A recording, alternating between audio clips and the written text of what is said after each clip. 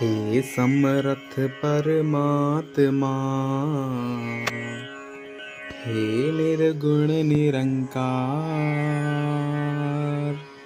तू करता है जगत का, तू सबका आधार। कण कण में है बस रहा तेरा रूप अपार। तीन काल है सत्य तू, मिथ्या है संसार। घट घट वासी है प्रभु, अविनाशी करतार। दया से तेरी हो सभी, भवसागर से पार। निराकार साकार तू, जग के पालनहार। है बेअंत महिमा तेरी, दाता अपरंपार। परम पिता परमात्मा, सब तेरी संतान। भला करो सबका प्रभु, सबका हो कल्याण। सात संगत जी, प्यार से कहना ध्यान निरंकार जी। ये मन के भाव इस निराकार से ये गहरा नाता, जो भी संदेश भी मिला वो रूहानियत से भरा जीवन में उतर जाए तो कैसे ये जीवन तब्दील हो सकता है।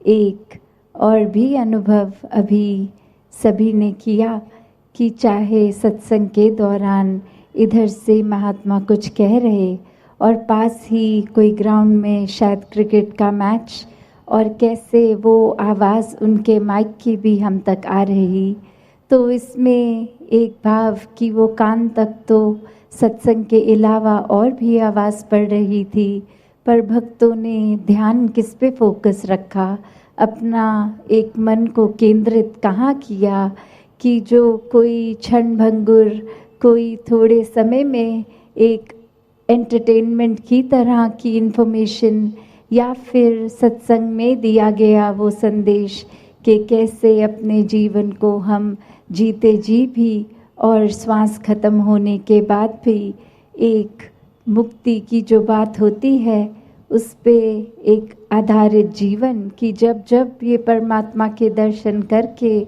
इसके एहसास में रहते हैं तो जीते जी भी जीवन सुहाना है। और आगे भी एक परलोक की जो बात होती है कि उसके मोक्ष मुक्ति के भी हकदार बन जाते हैं। तो कैसे एक थोड़ी थोड़ी चीज़ों के पीछे जो आज है कल नहीं, ये बदलने वाली, और वहाँ परमात्मा जो हमेशा से एक जगह एक स्थिरता का प्रतीक, तो कैसे स्थिर जीवन को जहाँ जीना हर किसी के एक संभव है, और कैसे छोटी छोटी चीज़ें अगर अभी आ भी रही हैं तो इस परमात्मा पे ही ध्यान केंद्रित रखेंगे तो कब आके चली गई वो एक मन को फिर तड़प नहीं देती, एक मन में उथल पुथल नहीं होती।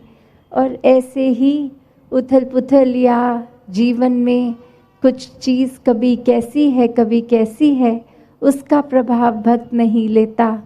एक कहानी भी दासी के ध्यान में आ रही कि कैसे एक व्यक्ति के पास एक घोड़ा, और वो रातों रात घोड़ा अपने आप को छुड़वा के स्टेबल से भाग गया, और फिर आसपास के ये पड़ोसी भी व्यक्ति को कहने लगे कि तुम तो परमात्मा में इतना विश्वास रखते हो, तुम्हारे साथ ऐसा कैसे हो गया, इतना नुकसान हो गया, इतना महंगा घोड़ा था तुम्हारा, भाग गया।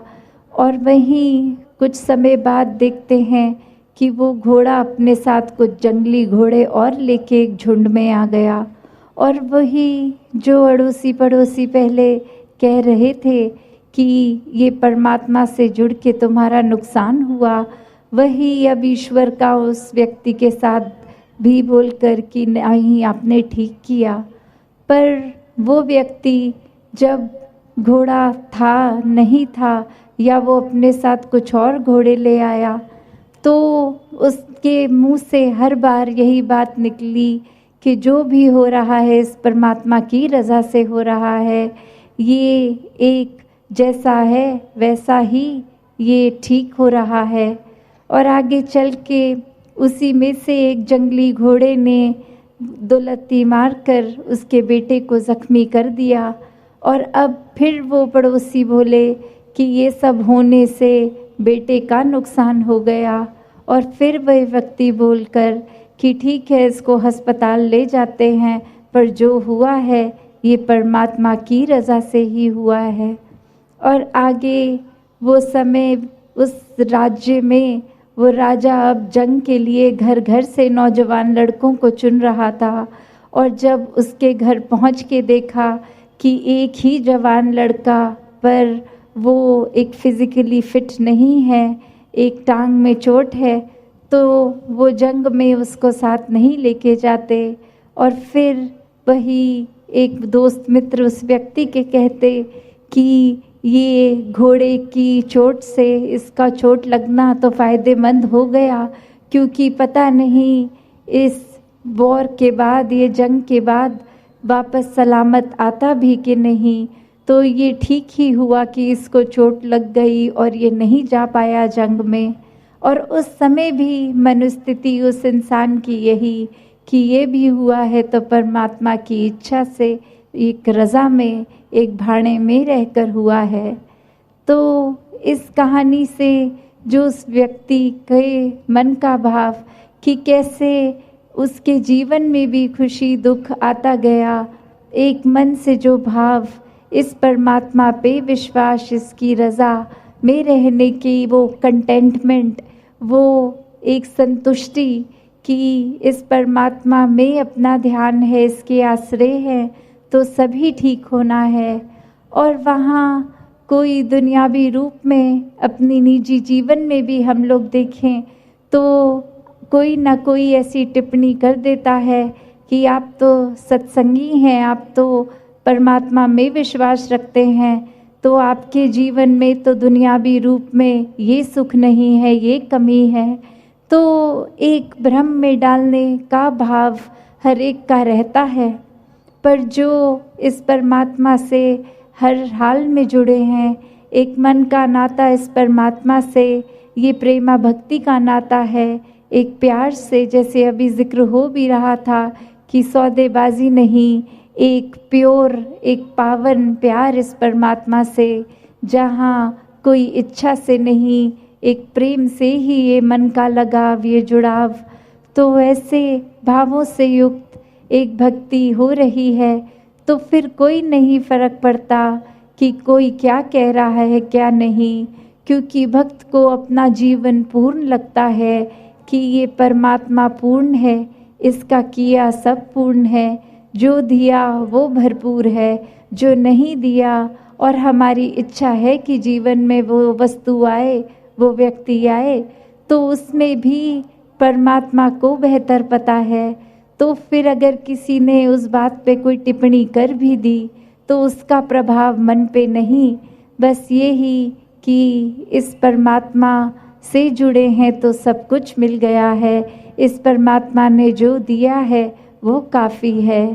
तो कैसे ये संतुष्टि की बात मन में जब आती है, एक मन से इस परमात्मा का हर हाल में शुक्राना आता है, तो ही वाकई ही जीवन बहुत आसान हो जाता है। एक मन में बातों का बोझ नहीं रहता, एक मन में किसी के कहने से कुछ बात का इस तरह चोट नहीं पहुंचती, ठेस नहीं पहुंचती। और अगर किसी के शब्द कुछ सुन भी लेते हैं जो अच्छे नहीं, उसको मन से बाहर निकालना और उसी समय उस व्यक्ति के लिए भी मन में कोई नफ़रत का भाव या एक बुरा सोच उसके लिए नहीं बैठती, ना ही ये उम्मीद भी आती है कि अब इस इंसान ने एक बुरा भला बोल तो दिया है, पर ये जब तक माफ़ी नहीं मांगेगा, माफ़ नहीं करेंगे, तो वैसे भी भाव फिर मन में उपज नहीं लेते। क्योंकि जब वो भी पल में देख कर कि किसी ने कुछ कहा, तो वो बात को अनसुना करना भी ये चेतनता है। इस बात को पकड़ के रखना नहीं हमेशा के लिए। कोई घटना घट गई सो घट गई, एक किसी ने कोई बात बोल दी तो बोल दी। अगर हम और गहराई में भी जाएं, तो वो बात बोलने के समय भी कुछ शब्द ही तो मुँह से निकले थे। वो शब्द को दिमाग में घर ना करने दें तो मन को ठेस भी नहीं पहुंचती। तो ऐसी चेतनता को इस ब्रह्म ज्ञान के बाद हर किसी ने हर पल अपनाना है कि चाहे परिस्थिति, लोग, कुछ भी, कैसा भी समय, पर खुद को स्थिर रखना एक अपने ही मन की बात है।